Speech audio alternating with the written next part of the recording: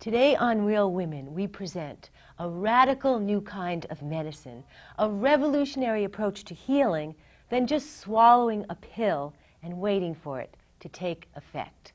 We challenge conventional medicine and its love for prescription drugs to heal what we really suffer from, a spiritual, physical, emotional, hidden energy crisis that my special guest, Dr. Judith Orloff, says is like a socially accepted kind of madness that we tolerate these tired, joyless states as normal until now, when we are asking new questions, embracing a new philosophy, and addressing our pain from the language of energy.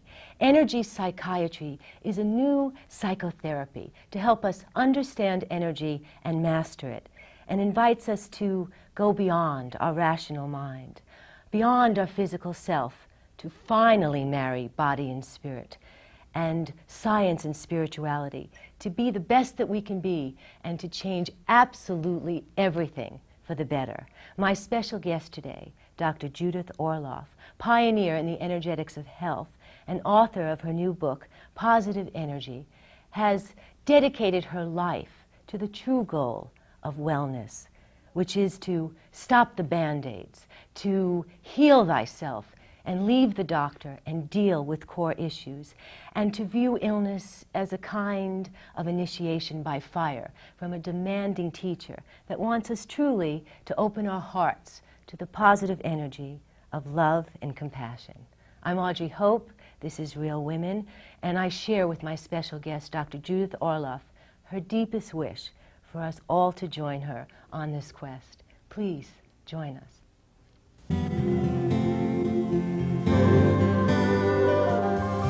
If you call to the wind for the answers you still haven't found, inside the arms of silence, free to dance around as you hold on to the stars that fly in the corner of your mind, reaching out beyond space and time. You'll hear a whisper in the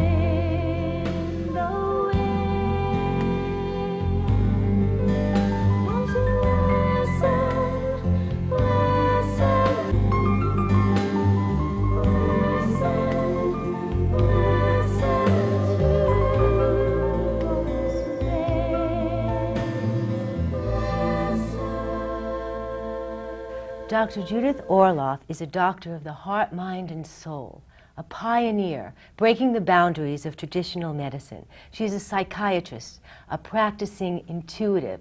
She is the assistant clinical professor of psychiatry at UCLA, and she is an international lecturer on the interrelationships of energy medicine and intuition. She's the author of many bestsellers, including Judith Orloff's Guide to Intuitive Healing and Second Sight, and her new book, Positive Energy, 10 Extraordinary Prescriptions for Transforming Fatigue, Stress, and Fear into Vibrancy, Stress, Strength, and Love. Welcome, Judith. It is so great to have you here. It's great to be on your show. Oh, you are truly a pioneer, and you are truly needed. And you have broken the boundaries of traditional medicine. Can you tell us about this new way to heal? Well, I'm a psychiatrist. I'm also a medical intuitive. And what that means is I combine traditional medicine and everything I learned in 14 years of medical training with intuition, a sense of energy medicine, spirituality, and combining that to help people. Wow. And I think it's so necessary to combine everything I've ever learned about healing together, rather than just dispensing a medication or saying, here, take this pill, fix it. When patients come in to see me, I literally see them from every angle. Traditional medicine, energy, I tune into them intuitively, and I help them tune in intuitively to their own bodies, their own selves too. Wow, Judith, that is so revolutionary, because you say that traditional medicine is almost a travesty. They're almost in the Dark Ages and so visionless.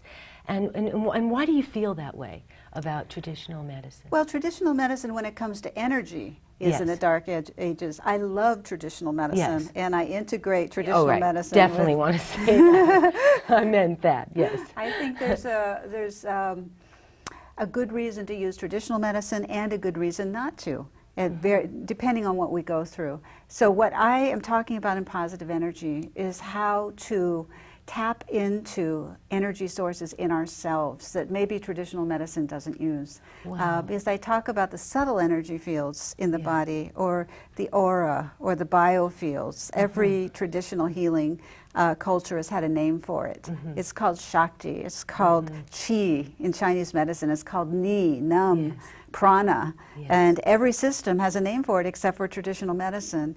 And so in my practice of psychiatry, which I call energy psychiatry. You coined that phrase. I did. Yeah.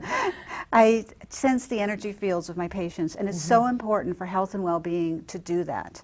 Wow. So like somebody comes in, give us an example of a session with you.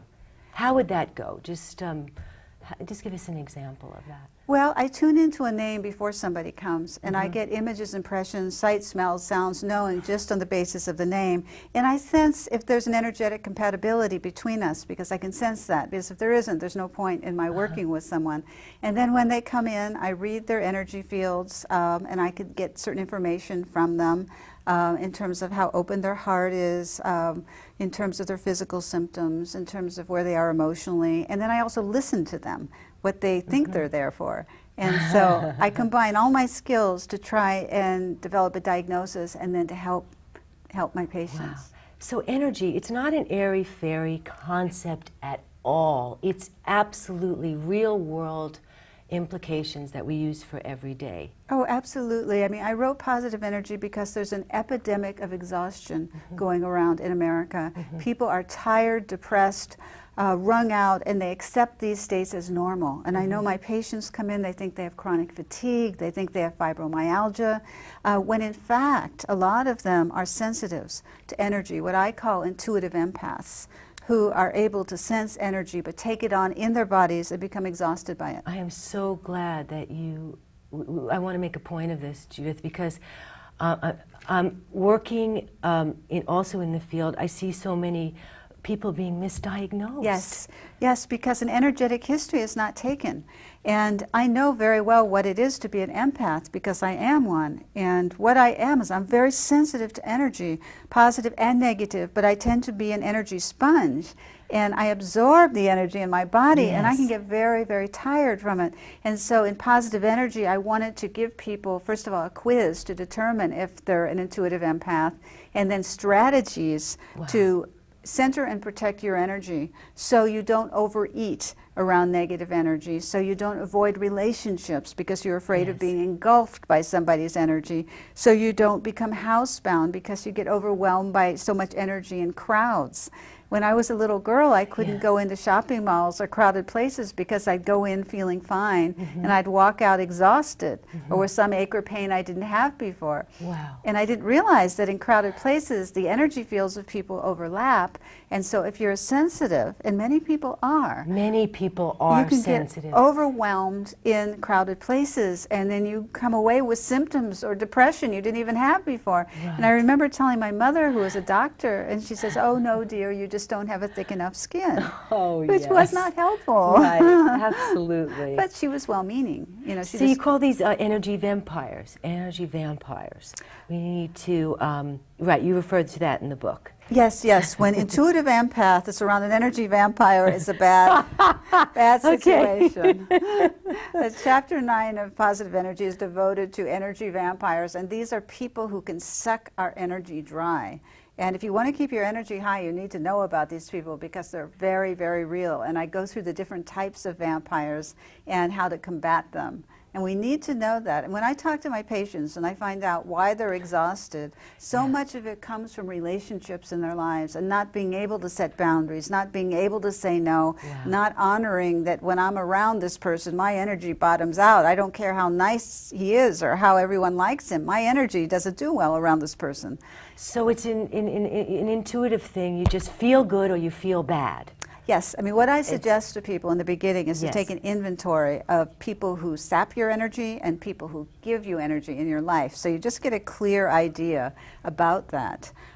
When I wrote the book, I had an experience of an energy crash where I had all my energy taken away from me because I was so overcommitted. I was helping other people take care of themselves but not taking care of myself.